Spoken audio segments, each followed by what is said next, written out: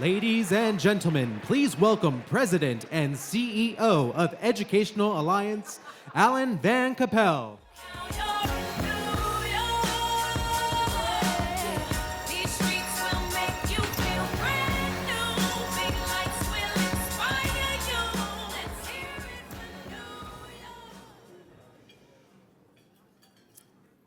Let me begin this evening by recognizing several individuals who inspire me and remind me each and every day why we do this work. Darius, Veronica, Lipping, Lauren, Max, and Lewis, we saw them in our video, and I am so humbled that you have chosen to join us here this evening. Please give them a round of applause.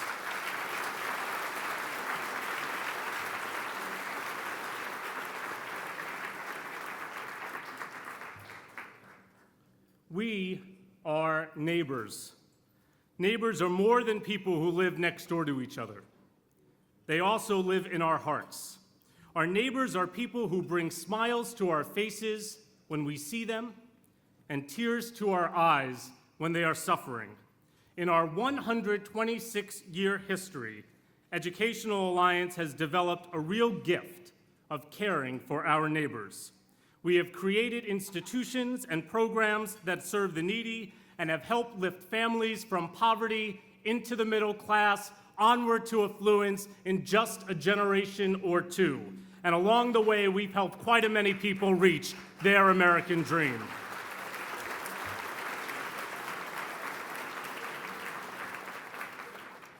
The Educational Alliance was founded in a very turbulent world of 1889. Let me set the stage for you. Benjamin Harrison was our president. Gustav Mahler had just released his first symphony, and the first trainload of oranges from California had set forth across our nation and arrived on the Lower East Side. In that same year, the Archduke Crown Prince Rudolph, the Kardashian of his time, was found dead in bed with his mistress. And also in that decade, as we opened our doors to people seeking freedom and safety, Adolf Hitler was born. In New York City, the first generation of Jewish German immigrants began to assimilate, and they were prospering, yet 1 out of 10 children in New York lived on the streets. The Lower East Side, very few buildings had electricity. There were so many outhouses, and kids were working in sweatshops before they were even teenagers. Education for many was literally just a dream. It wasn't a priority because survival was their only priority. And it is out of that story that the Educational Alliance was born. And it seemed from the very first moment we rose to the occasion, providing education and health care and food and jobs, and gave people a sense of dignity who were living in hopelessness. How do we do this work? First, we believe that strong families build strong communities, so we invest in families. Our human service model is about lifting up the entire family, not just the mother, not just the father, not just big brother or sister or grandma or their child, but the entire family unit together. And we believe the smartest and the most effective place to offer those services are community centers. Because when you walk into a community center, you automatically feel less isolated. You feel a part of something larger than yourself. And it makes you want to come back again and again and again. And when you do come back, you have the opportunity to build social capital that is the key ingredient to upward mobility in this city. And our model is working. How do we know it's working? Last year, the New York Times wrote that the Educational Alliance was the DMZ of the Tale of Two Cities, a place where the well-to-do, the middle class, and low-income New Yorkers gather together in community, some paying for services, and some receiving them for free.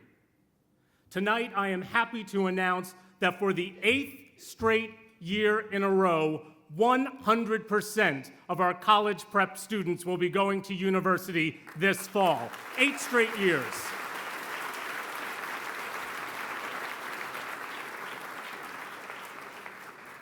Last year, our senior center on the Lower East Side, the Manny Cantor Center, boasted 700 members. Today, there are 2,400 seniors walking into that building each and every week. That's success. And a record 53% of our 600 Head Start parents are taking classes with us. Some are learning English so they can speak to their children's teacher and their doctor. Others are learning financial literacy. Many are enrolled at CUNY. And next year, I'm happy to announce that this fall, we'll begin teaching citizenship classes once again at Educational Alliance.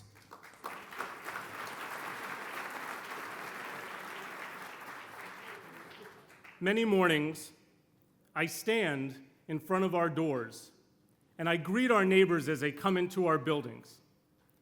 And when they pass me, I think to myself in my mind that the deck is stacked against them and the odds are not in their favor.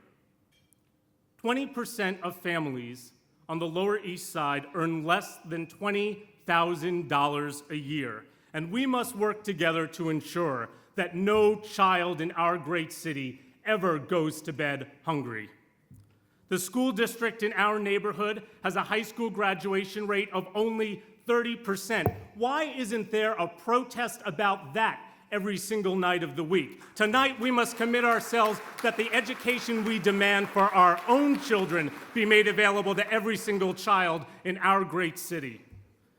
And 40% of seniors live below the poverty line. And tonight, we must commit ourselves to a real vision that no senior should ever have to live and forced to live on poverty, feeling unsafe and not secure.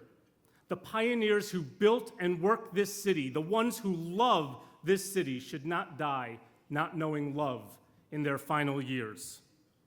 We, all of us in this room tonight, we may not all agree on how all of these problems and statistics were created. And I make you a bet, we probably don't even agree on every single solution to those problems.